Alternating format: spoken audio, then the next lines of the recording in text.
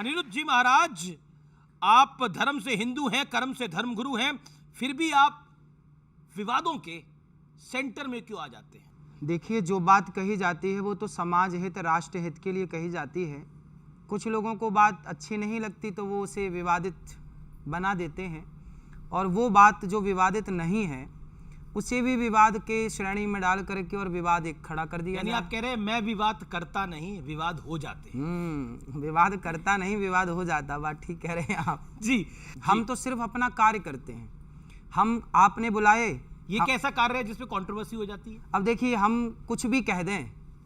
अब हमने कहा कि बिस्किट, भाई बिस्किट मत खाओ, बिस्किट है नुकसानदायक है। अब उस समय भी लोगों ने उसे विवाद बना दिया कि देखो बिस्किट खाने से मना कर रहे हैं। आप खुद बिस्किट खाते हैं? नहीं खाते? हम तो नहीं खाते।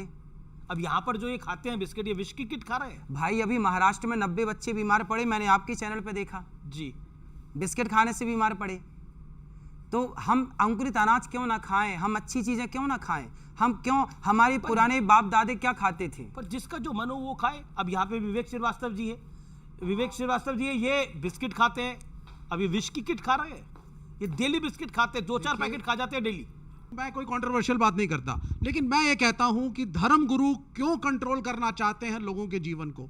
क्या वो खाएं, क्या वो पहने, कब वो उठें, ये स्वतंत्रता आप क्यों नहीं देना चाहते हैं? अच्छा ये बताइए, हमारे ऋषियों ने आखिर आयुर्वेद शास्त्र बनाया ना, उसमें बताया ना कि क्या खाएं क्या ना खाएं। हमारे यहाँ देखिए, क्वार करेला कातिक दही, मरहो न तो परहो सही, ये ऋषियों ने बनाया ना कि क्या खाओ क्या ना खाओ, कब ना खाओ। अगर बनाया है और सभी संत खाते हैं तो राम भद्राचार्य जी को अस्पताल जाने की नौबत ना आती ना। आप अलग चले गए, आप मार्ग से हट गए। नहीं, मैं बीमार तो सब पड़ सकते। देखिए, ये प्रकृति है, बात समझिए। हाँ। ये प्रकृति है, हम सब ईश्वर के संसार में भेजे प्राणी हैं, और प्रकृति का सामना सबको करना। लड़कपन सबका आएगा, जवानी सबकी आएगी, बुढ़ापा सबका आएगा, मरना भी सबको पड़ेगा। लेकिन आप घुट घुट के क्यों मरे? अच्छा काम करके मरे, है ना। जो अच्छे से रहेगा, आप अच्छी चीजें, पहले के लोग 100 साल तो सामान्य जीते ही जीते थे। आज भारत की औसत आयु मैंने सुनी कि 66 साल की है ना, 60 और 66 के बीच की है। क्यों घट गई? आज व्यर्थ की चीजें, चाउमीन, बर्गर, पिज्जा, ये बच्चे खाएंगे तो इनकी बुद्धि कहाँ विकसित होगी? आप कहते हैं कि आयुर्वेद को फॉलो करिए, साइंस को फॉलो मत करिए, ये कह रहे हैं क्या आप? साइंस को फॉलो, साइंस क्या है? हमारे यहाँ सबसे पहला विमान किसने बनाया? राइट ब्रदर्स ने। कब बनाया? 1903 में सफल परीक्षण किया। क्या हमारे शास्त्रों में रावण के पास पुष्पक विमान का जिक्र नहीं है? क्या भागवत जी में कामक विमान का जिक्र नहीं है? कामक विमान, पुष्पक विमान जैसा उल्लेख यदि हमारे शास्त्रों ने किया है तो कहीं ना कहीं उसकी टेक्नोलॉजी थी, उस आधार पे किया है। कई तर्कशास्त्री तो ये मानते नहीं है। ओके, कपिल कक्कड़, आपका एक छोटा सा सवाल, बोलिए। कंट्रोवर्सी क्यों है? क्योंकि आपकी रिसर्च ही नहीं है। आपने थोड़ा सा, किसी ने आपको कुछ बोला, आपने वो लोगों के सामने चलो बताओ, रावण के पास पुष्पक विमान था, कामक विमान था। एक स्टोरी है, कॉन्सेप्ट है, उसको आप छोड़ दीजिए, साइंस नहीं है। आप नाना करते हुए बिग बॉस में पहुंच गए, विवाद बढ़ा तो आपने कहा मैं आशीर्वाद देने गया था। तो मैं वो बाइट सुना देता हूं कि जो आपने कहा था कि आखिरकार आप क्यों गए हैं, सुन लेते हैं। जब मैंने मना कर दिया तरीके से, कई बार, 50 बार मैंने कलर्स के ऑफर को, बिग बॉस के ऑफर को मैंने ठुकराया। कलर्स वालों ने कहा, उनकी टीम ने कहा उस घर में नहीं आ रहे हैं तो कोई बात नहीं, जो 18 लोग बिग बॉस के घर में जा रहे हैं उन्हें आशीर्वाद देने के लिए आ जाइए। तो जो बिग बॉस में जाने वाले जो लोग थे, मैंने उन्हें आशीर्वाद दिया। सवाल है कि वहां जाने की आपको सलाह किसने दी, ये एक सवाल है। और एक आपके जो विरोधी हैं, आपको जो आपके जो क्रिटिक्स हैं, वो कहते हैं कि आप बनावटी हैं। देखिए, ऐसा है, मैं बिग बॉस में तो गया ही नहीं, आप सबको पता है खूब अच्छे से। मुझे बिग बॉस में जाने का ऑफर था अंदर, जो 3 महीने का कार्यक्रम होता है। बोले आप अंदर आइए 3 महीने के लिए। मैंने मना किया, मैं अंदर नहीं आता। फिर बाद में क्या हुआ, 100 बार कम से कम उन्होंने बोला कि आप आइए। मैंने 100 बार मना किया और मैं बोला कि मैं नहीं आऊँगा, ये मेरे योग्य नहीं है, पहली बार तो समय ही नहीं है मेरे पास। फिर उन्होंने कहा अच्छा एक काम करिए, आप अंदर मत आइए, तो जो अंदर जाने वाले गेस्ट हैं उनको आशीर्वाद देने आ जाइए। मैंने बोला मैं नहीं आता, क्योंकि मेरे पास टाइम भी नहीं है और ये मेरे लिए उचित नहीं है।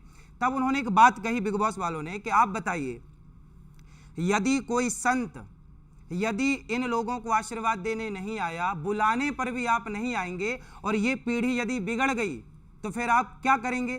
तो उन्होंने कहा कि आपको आना चाहिए और इन्हें सही बात करनी चाहिए। तो मुझे लगा कि शायद उन्हें जाकर के सही मार्गदर्शन देना चाहिए, तो मैं वहां गया और जो लोग वहां अंदर जा रहे थे मैंने उनको कहा कि ये बिग बॉस नहीं, इसे संस्कारी बॉस बना के आना है आप लोगों को। और गीता दे करके मैंने सनातन का झंडा वहां भी लहराया। और आज पहली बार किसी धर्म गुरु ने जाकर के उस स्थान पे 18 साल से वो शो चल रहा है, पहली बार वहां राधे राधे की गूंज हुई, पहली बार। आशीर्वाद देने के लिए चले गए आप। अब यहां से भी प्रश्न आया कि आपको तब में तो कंट्रोल होना चाहिए था, क्यों जाना था आपको? भाई ये बताइए, बिग बॉस वाले कह रहे हैं कि बताइए जब संत नहीं आएंगे, हमें सही ज्ञान नहीं देंगे तो हम सुधरेंगे कैसे?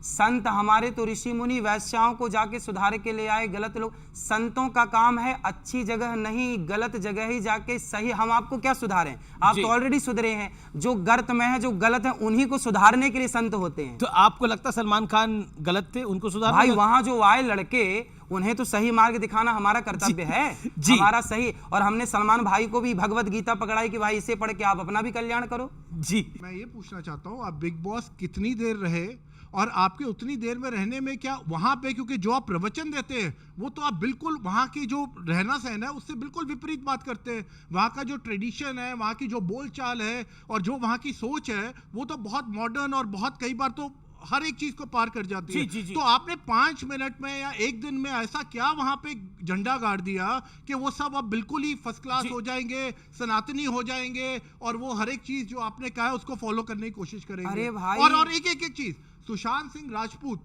जो अब इस दुनिया में नहीं है, 15 करोड़ का एक वो क्रीम का ऑफर था, वो उन्होंने मना किया। मैं आपके प्रश्न का उत्तर दे दूं, मैं आपके प्रश्न का उत्तर दे दूं, मैं आपके प्रश्न का उत्तर दे दूं, मैं आपके प्रश्न, आप ये पूछे आपको पैसे मिले नहीं? मैं आपके प्रश्न का उत्तर दे दूं। इन्होंने कहा कि आप 5 मिनट 10 मिनट 1 घंटे में वहां पे क्या बदलाव कर देंगे, ये सवाल है आपका। अरे भाई, कोरोना वाले मरीज को जरा टच कर लेने से कोरोना हो जाता है, तो सत्संगी के जाने से वहां सब लोग सत्संगी क्यों नहीं हो सकते? वाह जी, चलिए अब अगले प्रश्न पे आते हैं। अच्छा, मेरे पास एक तस्वीर भी है वहां की, और वहां की मेरे पास तस्वीर है और उस तस्वीर को मैं दिखा देता हूं।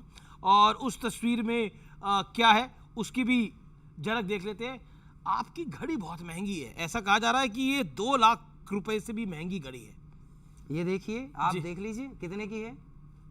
हमें तो वो अलग है, ये अलग है। हमने तो, आपने दे दी तो पहन ली, उन्होंने दे दी तो पहन ली। हमें तो जो दे देता है वो पहन लेते। दुपट्टा आपने दे दिया, हमने ओढ़ लिया। सब जो दे देते हैं वो पहन लेते हैं, इसमें क्या है?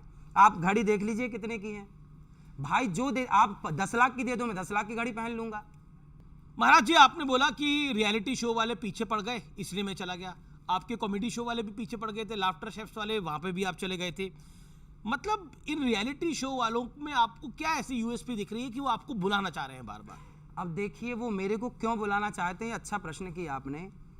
बॉलीवुड के लोग मेरे को क्यों बुलाना चाहते हैं, उसके पीछे की गणित ये समझिए कि इकलौता ये दास अनिरुद्ध ही है जो बॉलीवुड की सबसे ज़्यादा वो बातें सामने लाता है जो गलत हैं। जैसे दाने दाने में केसर कदम, वो गुटखा बेचते हैं। जीना अगर ज़रूरी है तो पीना बहुत ज़रूरी है, मुझे पीने का शौक़ नहीं, पीता हूँ गम भुलाने को। इस तरह के गाने बना के शराब को प्रमोट कर रहे हैं, जंगली रमी डाउनलोड करा रहे हैं बड़े बड़े सुपर डुपर स्टार। मैं कहता हूँ कि 70 सालों में हमारे देश में मुगल आए, मुगलों ने इतना नुकसान नहीं पहुंचाया भारत को, अंग्रेजों ने इतना नुकसान नहीं पहुंचाया भारत को जितना 70 साल में बॉलीवुड ने भारत को नुकसान पहुंचाया। ये बात मैं जब कहता हूँ तो बॉलीवुड सुनता है और बॉलीवुड को लगता है कि ये बंदा सही बोल रहा है, खाली सुनते हैं, मानते भी हैं। सही बोलता है।